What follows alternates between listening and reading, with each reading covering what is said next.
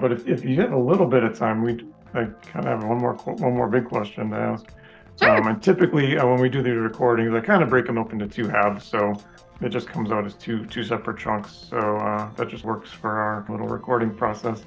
Yeah, But if you that's have a fine. little more Every time, podcast is a little bit okay. different. Yeah. I've been on 2 podcasts where it's like it's live and there's only one take and there's no editing and whatever you say comes out.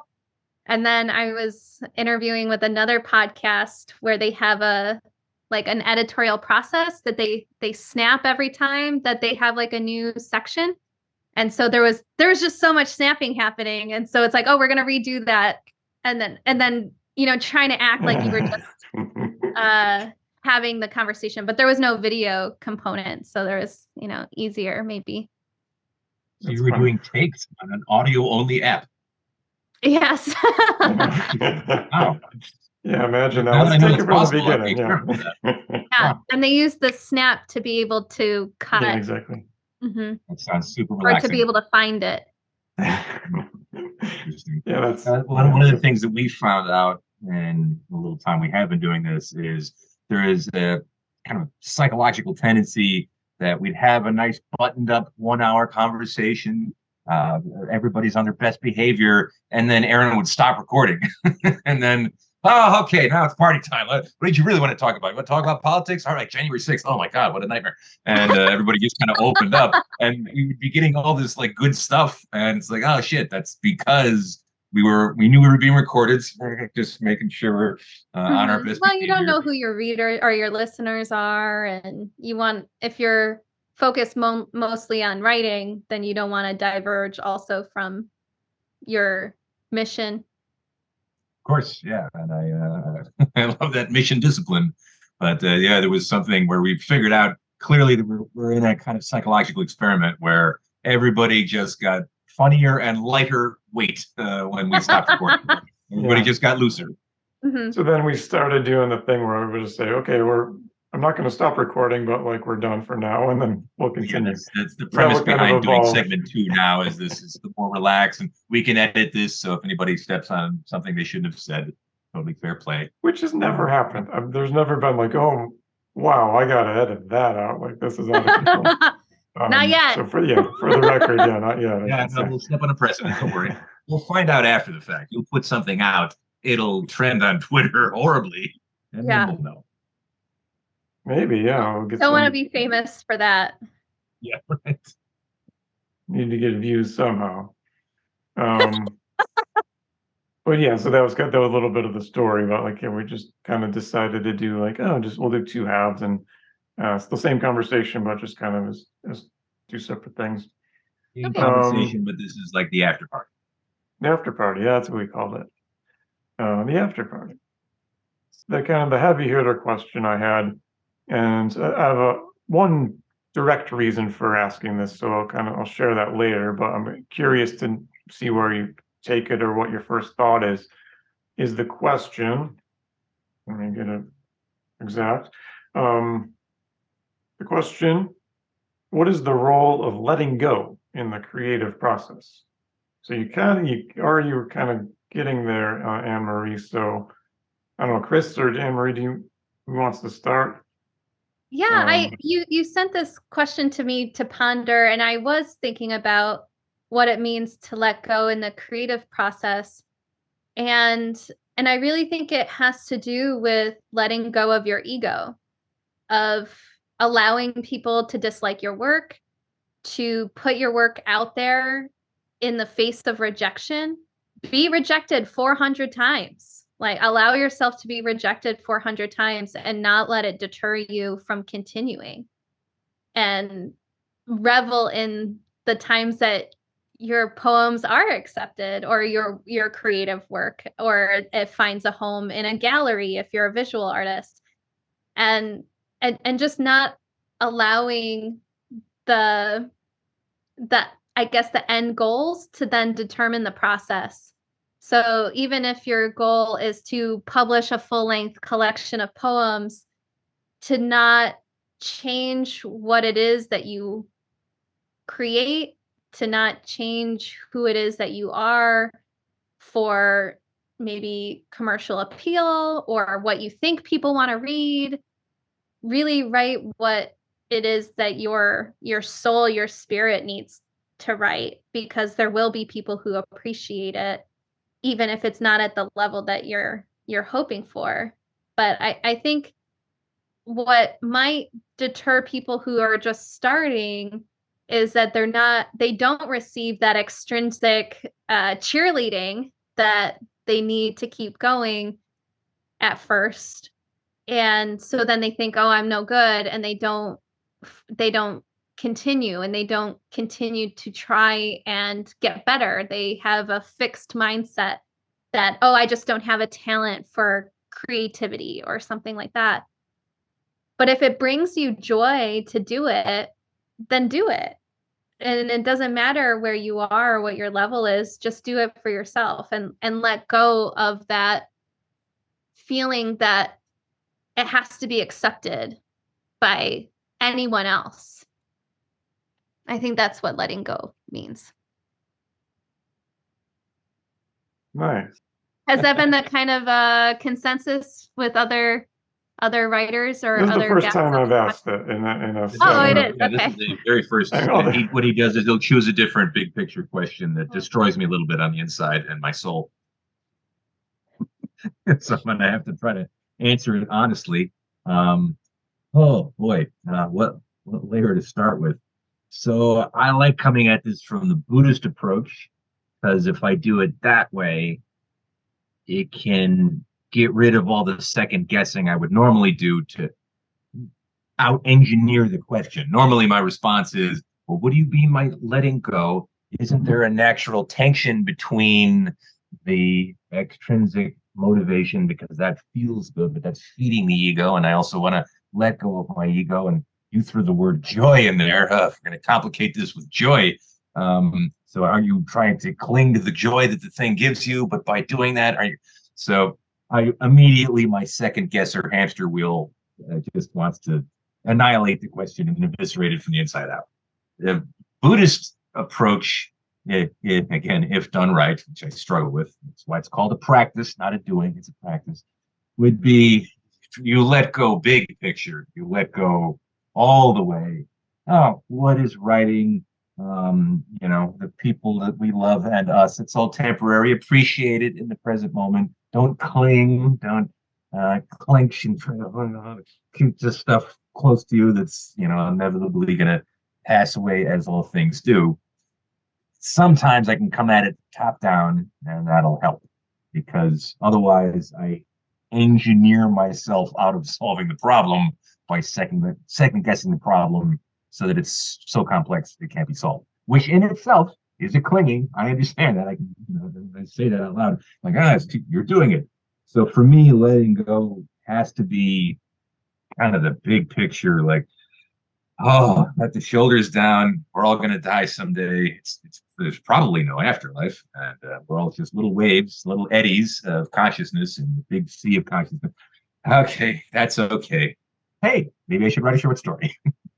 So I have to really, try to step so far out of the question that the letting go has to be the biggest kind of letting go, or I get trapped in this little nest of self-created problems. So, well, if you let go this way, you're just clinging to this other thing. What do you think, Aaron? What is letting go? This is why I ask the questions, because I never know what I'm going to get in return. So even though we've known each other for how long, it's like I would have never. Like, we've riffed on this for 3 hours out at the bar. I wouldn't have said, Yes. So particularly in the creative process, though, Aaron, what's yeah. Right. So yeah, that's all good. Yeah. So I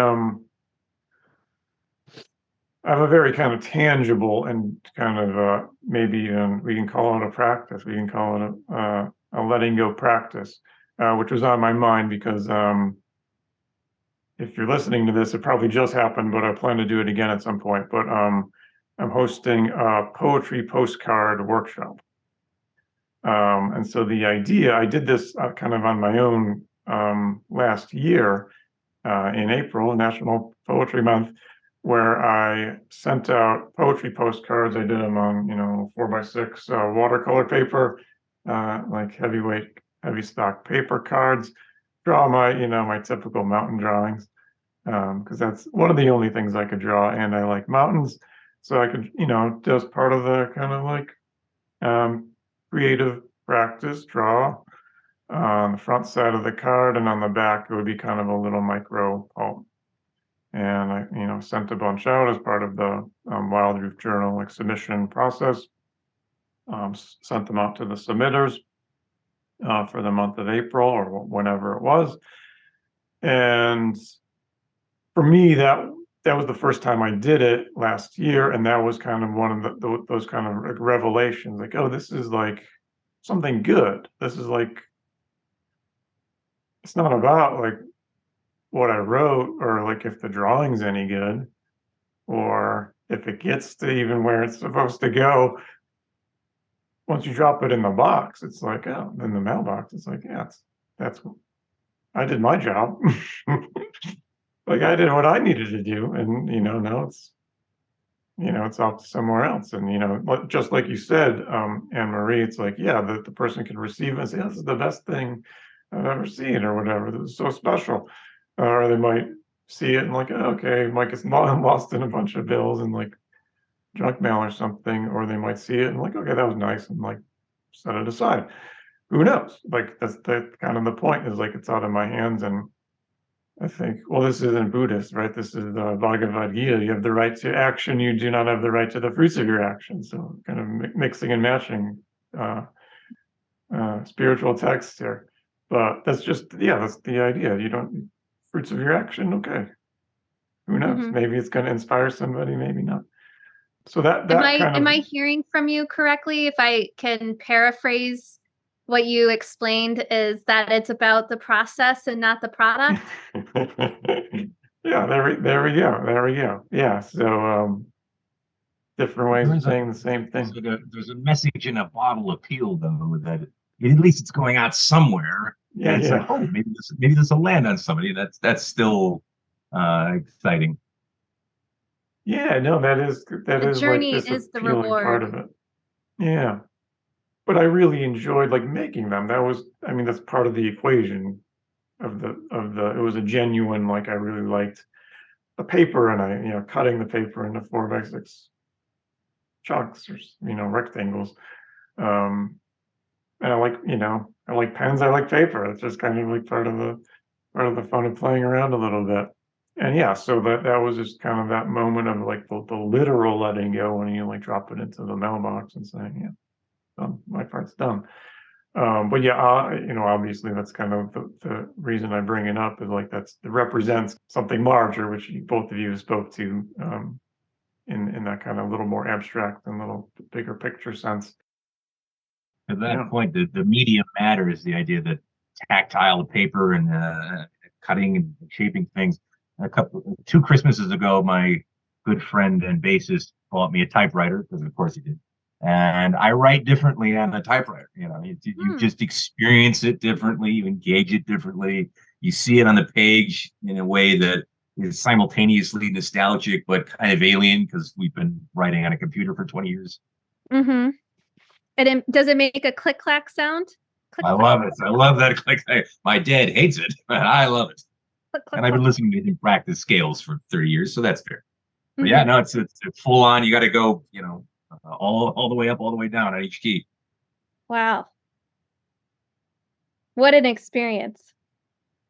Yeah, and I could feel it changing my relationship to not necessarily the language, but like I didn't feel as obligated to write something perfect.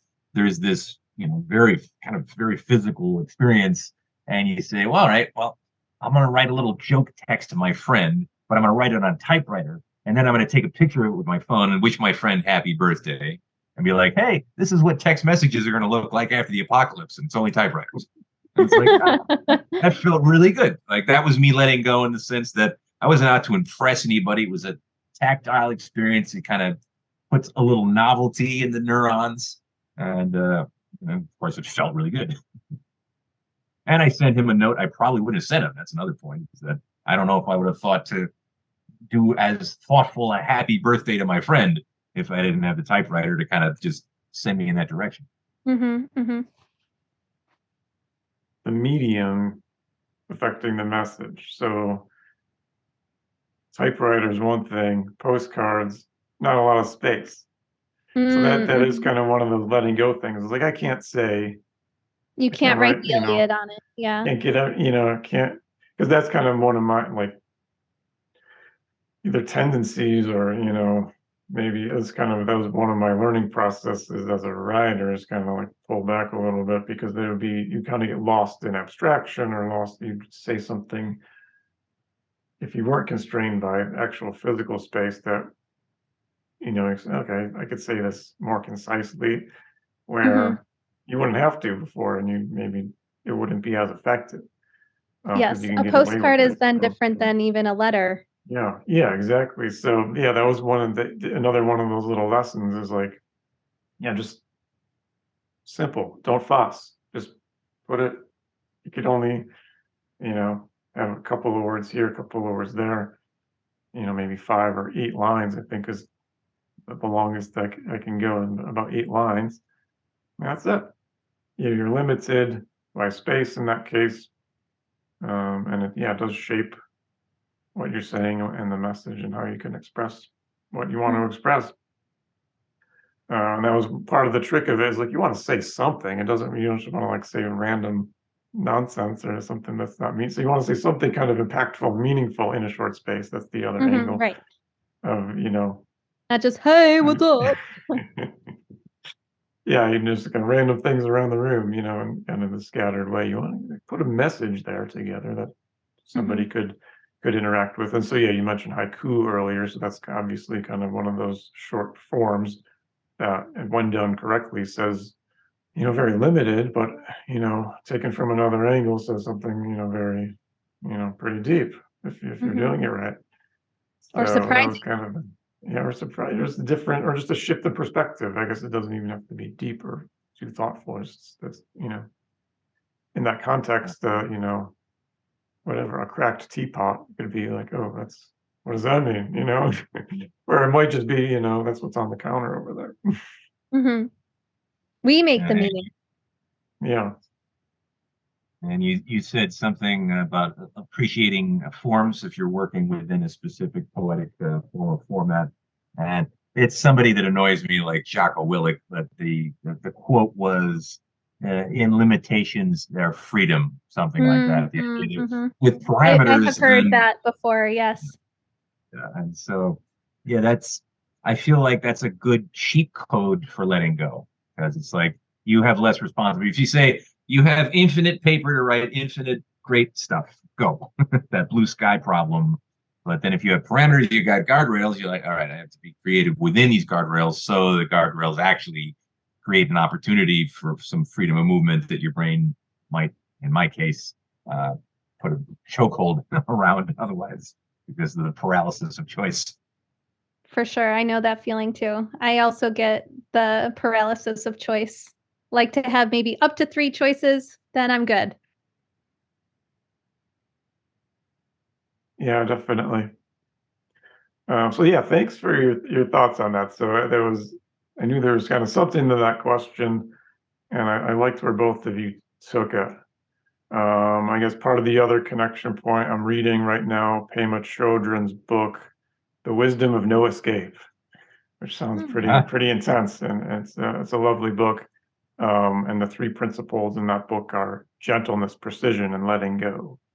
So those 3 things have been on my mind. Maybe next time around I'll ask them, what is precision in the writing process? What was the name of it again? The book is called The Wisdom of No Escape. The Wisdom of No Escape. I'm gonna have to write that down. Yeah. Anne Marie, I'm not sure if did you pick a selection from the new issue? I mentioned it. I don't know if you got around to it. No worries if you didn't. I mean, I didn't right off the top of my.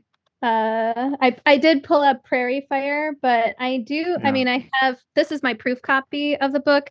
with the old book cover. It has a new book cover now that you can see on social media and my website. This was the original book cover idea. And That's an awesome title, by the way. You came up with that first. It sounds so inevitable and so perfect as a title for that kind of project.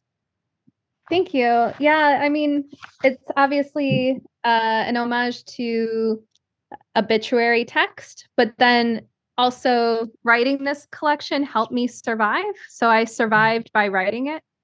So kind of a play on words. One of the poems that is sorry, go ahead, Aaron. I'm just gonna say you could kind of take us out with one of your poems. Just kind of, you can read it, and we won't talk about this one and analyze and pick it apart or anything. So you can take your time to make your selection and just read it to us, and that'll close us out in a wonderful way. So I'm just going to talk about it a little bit just because the form is interesting. So it utilizes also white space, but then also it fades out on the page. And so this collection experiments with poetic forms that utilize white space as well as like concrete poetry and just having really unique ways of fitting on the page. I have one poem that the video is going to be showing, right? Or no? Yes. Okay. It'll be both. Yeah. Audio and visual, but yeah. So I have one poem that begins on the bottom left of the page and then is read from the bottom left up to the top right. So I'll show that one to you just really quick. So it looks like this in the book. So it kind of has this like upward from the bottom to the top. So there's just, there's several poems that utilize the page in unique ways that I at least haven't seen before in other poetry collections other than Douglas Kearney, but he really creates like poetic visual art rather than like poems for the page. It's more of an artistic experience, in my opinion. Okay, so I'm going to read a poem called Grief is the Ghost. And this is the poem that fades out on the page. Grief is the ghost, the wraith that appears erratic from the earth to breathe behind your ear, a reminder of your errors and oh, your fool's errands. Grief is the ghost, the sibilant specter that slithers like a second skin that refuses to shed. Oh, the flakes, they sheathe your scales.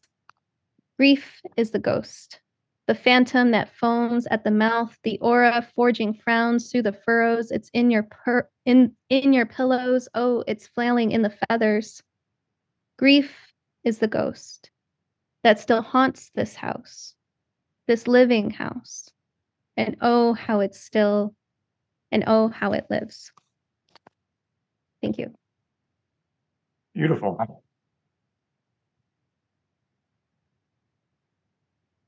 I don't think I've ever seen a poem fade, like, it literally fade on the page, and that's something. Thank you. Thank you. I hope that this collection achieves a few different things. I hope that it is interesting for people to read, that they're surprised by what they see in the collection. But then I also hope that it's the book that someone needs to read. It's the book that I needed to read, and it helped me stay afloat during a really drowning experience. And so I'm hoping that others find it equally as buoyant for them. Buoyant's a great word. Absolutely. You know W.S. Merwin? Yes. Friend or foe? The poem Separation.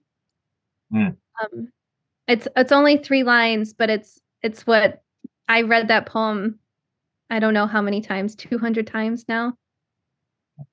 your loss runs through me like a thread and a needle. Everything I do is colored in your thread, or something like that. Yeah. Or everything I do is stitched in your color. That's what it is. And I don't know how many times I read that poem, and it's so meaningful to me. I could get it tattooed on me if I had the disposable income to get a tattoo. But yeah, that's a poem that helped me get through just reading it over and over, knowing that somebody else felt what I was feeling. The fact that he popped into my brain after you read yours is a compliment, because it means it hit me in a similar way. And he's the poem that snuck through my radar and attacked me in the soft tissue was A Single Autumn, which is about losing both parents. And I was one of those things where I started reading it like, nope, stone cold, I'm fine. I'm going to approach this cynically in a distance. I was basically in tears by the end. Could barely see the end of the poem in my hands. So yeah, Yes. so that's if a poem can do that and kind of create that sense of like, that's the poem that I needed at the time I needed it, and that's what I was reminded of when you read yours. I think is pretty great. Thank you. And just to follow the rule of three, my W.S. Merwin recommendation is a poem called Exercise, which I think pretty nicely fits our theme of letting go, oddly enough. I think that's a kind of a parallel with that poem. So yeah, Chris, I'll give you credit, because I think I got into W.S. Merwin on your recommendation. Yeah, that was one of those however poems long just ago like, that man, was, yeah. So yeah, we're all on the same page there, which is nice. Yeah, I think that we'll call it a night. We'll call it a podcast. Okay, what a great conversation. Yeah, thanks so much, Anne Marie, Chris, for joining us again. Thank you, Aaron, for hosting. You're welcome. Talk to you again soon. All right, well then I'll say goodnight to you. Thank you so much for having me. I really appreciate it.